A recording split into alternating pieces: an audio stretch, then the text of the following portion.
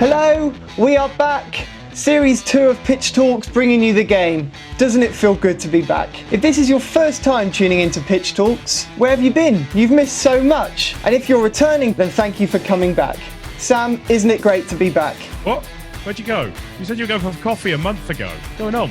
Been here for 3 weeks. That's awkward. So let's crack on. Series 2, Pitch Talks, bringing you the game. You're listening to Pitch Talks, bringing you the game.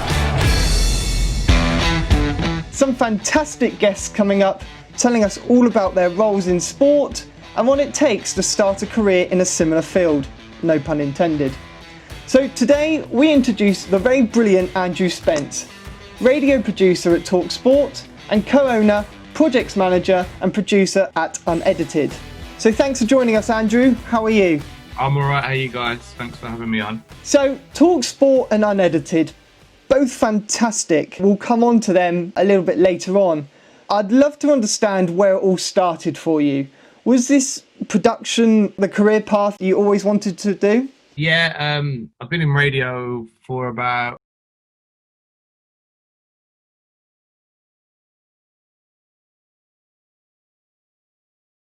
I used to be a DJ, so I've always been into radio, but as I got older and I realised that the music I was playing, I was getting older and the music's getting younger, basically, and I thought, this isn't the right career path, you know. I didn't want to be Tim Westwood, 80 years old and playing hip-hop and R&B. It's not about that life. He can do it, I can't do that. And I started to realise I want to go in more the production side, because when I used to do my show, I used to produce the show as well, so I'd edit the interviews and format the show and so forth. So when I was getting towards the end and getting older, when I thought, right, what's the next step? So I wanted to get into production. So I was trying to get into production. It wasn't happening. The problem with media, as you guys probably have spoken to other guests, it's fickle industry. One day you've got a job, the next day you ain't got a job. So I found myself at the end of my contract. It never got renewed. I think it turned to Capital Extra or something, and then that was it. And I didn't know what to do, and I wanted to get into production. It was quite hard. And I just thought, you know what? I've done this 13 years. I'm just going to come out of it. So I came out of it and became a civilian, as they say. I just got a normal job, worked in an office, hated it. And then I went to another job, worked on the railways, hated it, horrible. And then by luck, I came back into production by a chance phone call with a friend of mine called Bernard. Bernard was working at the BBC. He's worked at the BBC for like 20 odd years. And he was going on to me. We used to work together before. We were good friends and stuff. And he was like, I'm looking to start a production company called Unedited.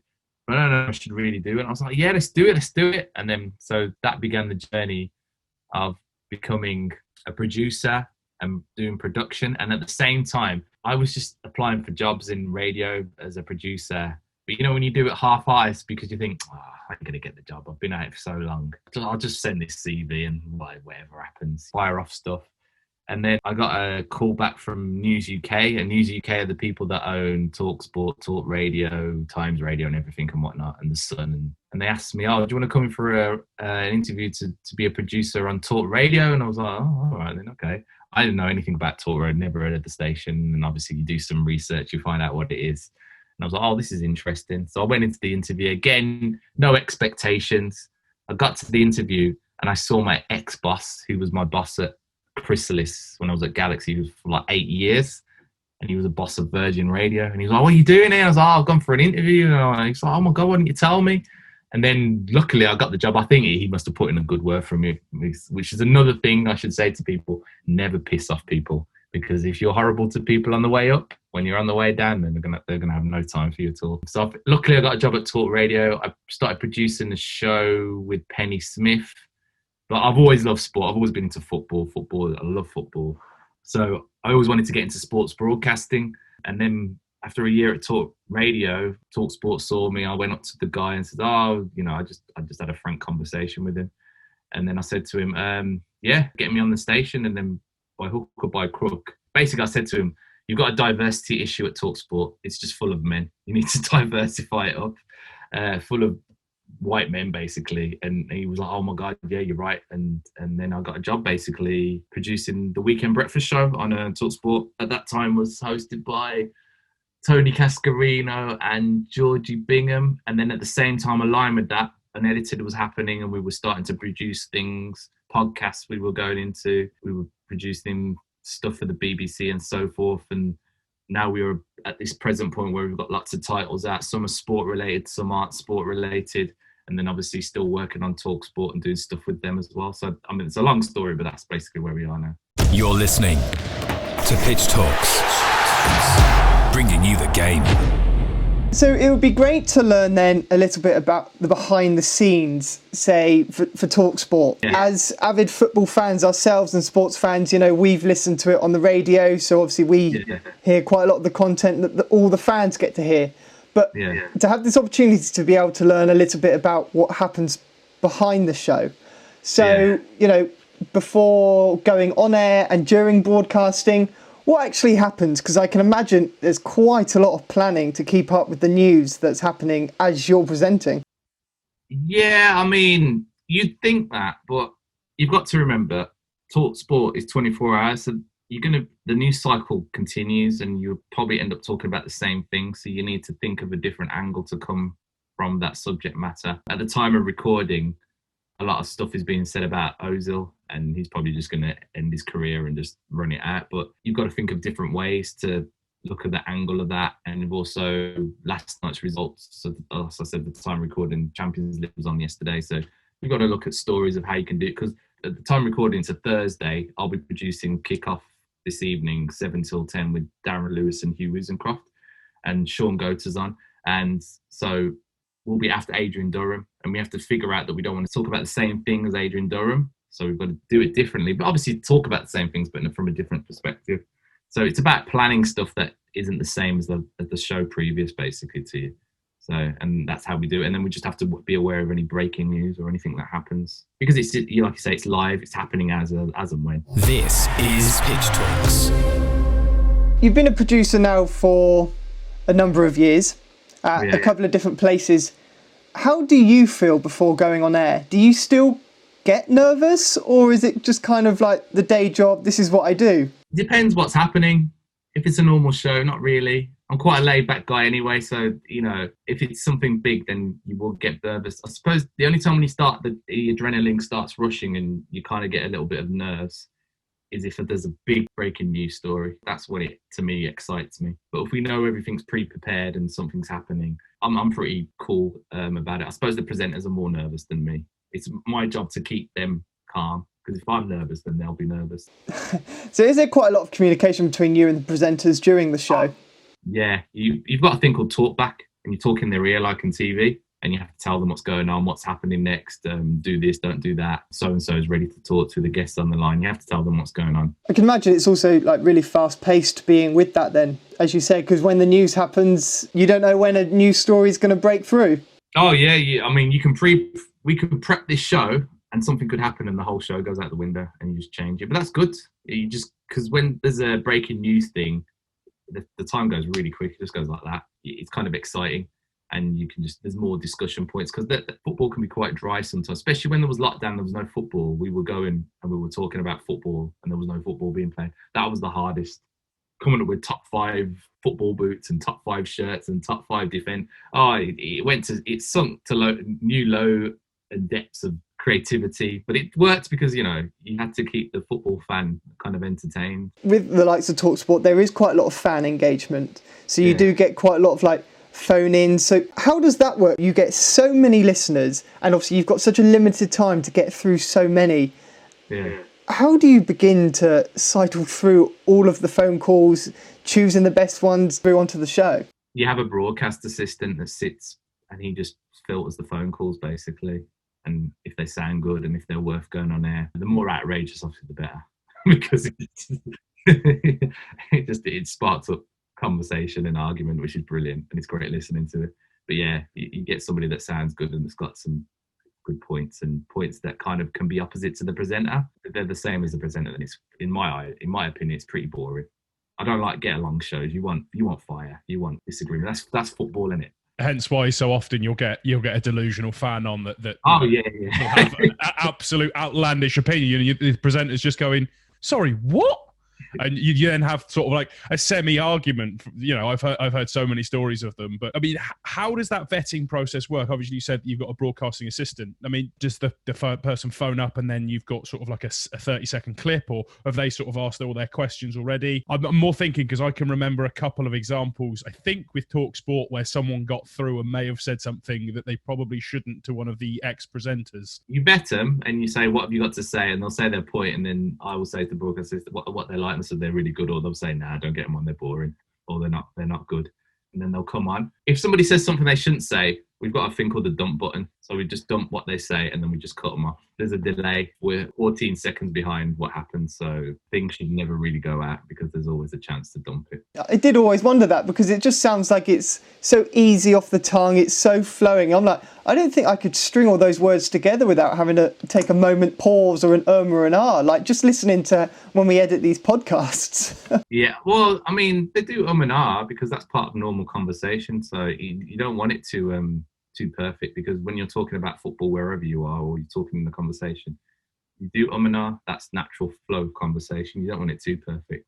So I don't think there's no issue with that. But yeah, you just got to be careful, you know, swearing and people just saying libelous things about football players and football owners, which can happen. Like Patrice Evra the other week on Sky Sports. Yeah, basically, yeah, stuff like that. You just got to be very careful what they say because, you know, some of the stuff might not be true. You're listening to Pitch Talks, bringing you the game. Welcome back to Series 2, Episode 1 with Andrew Spence, where we're finding out what it's like to be a producer at some of the leading brands within sport and entertainment. So Andrew, I think it's fair to say, definitely at the end of last football season and the beginning of this one, there's been a lot of media attention towards diversity of sports presenters, pundits, producers. And from a fan's perspective, there certainly seems to be a lot more that's being done, which is encouraging and quite rightly so. What has it been like from your perspective working within this industry? It has been hard. Diversity is pretty poor in the sports industry. I think they're well aware of it, and it's still got a way to go in terms of in front of the camera, in front of the microphone, behind the microphone. It needs diversity in terms of women working, people from Black and Asian backgrounds, mixed heritage backgrounds. I mean, even to the point of people with disabilities, you hardly see anybody working. There's one presenter I work with who you wouldn't even know he's got a disability, a guy called Jordan Jarrett Bryan, who's on some talkSPORT, and he's the only guy that I know. And then again, which is another thing that the sports industry needs to address, is sexuality.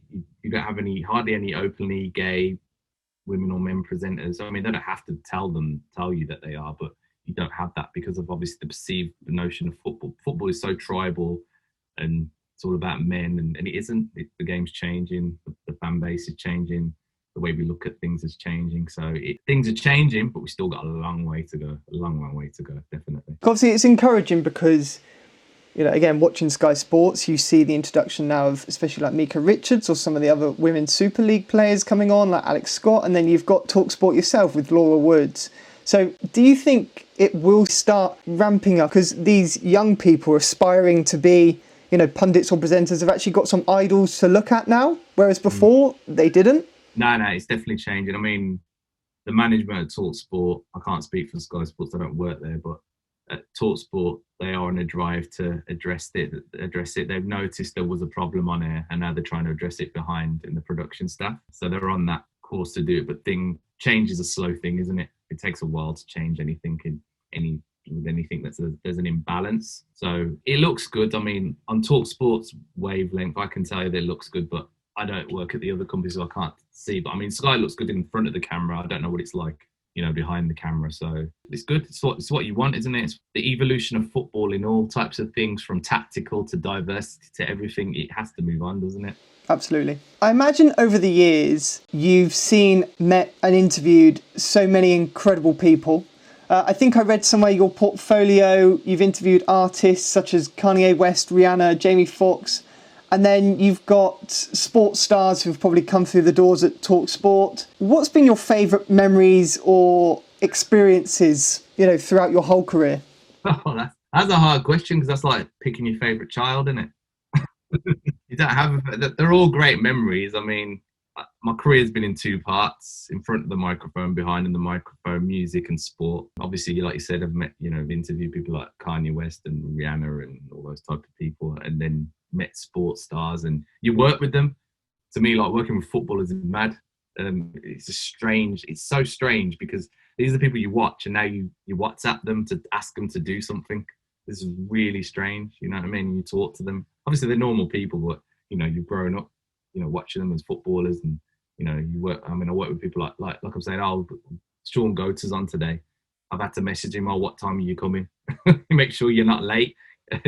Stuff like that, and messaging people like Emil Heskey and Darren Benton. It's just it's crazy. Like you're saying, you see all these people walk through, and we're doing the documentary on history of black footballers in the English game called It Coming In From the Cold, and we had to speak to a lot of ex-players and players who that's been a momentous thing, because John Barnes, Paul Ince, Ian Wright, Kevin Campbell, Michael Thomas, Brendan Batson, Emil Heskey, Darren Bent, Carlton Cole. The list goes on. There's a lot of people that we spoke to, and that's been crazy. A real who's who there, I think. Yeah, Harry Redknapp, so many people. I can't even remember half of them. Sol Campbell. We've had to reach out to a lot of people and talk to a lot of people, and that's been amazing. Some proper idols there. I could agree with that on the old idol front. That is certainly a name-dropping exercise there. The fact that you've been able to work with them is just, from my point of view, it's just like, oh my God, these people are like legends. We've put them on a pedestal our entire lives, and you've obviously interviewed them and spoken to them like they're normal people. It just feels a little bit alien, right? Oh, it's mad. You have to, speaking to David James, and you message him, and then you do an interview with him, and you're talking about everyday things. You're like, this is David James, played in the World Cup, man. What? You know what I mean? But then you obviously listen to the documentary that we've done, and I think we're on episode 4 as a recording, and you listen back to it and you're like, wow, it's amazing that we got all this access to all these people. We didn't get everybody we wanted, but the people we've got, it's been amazing.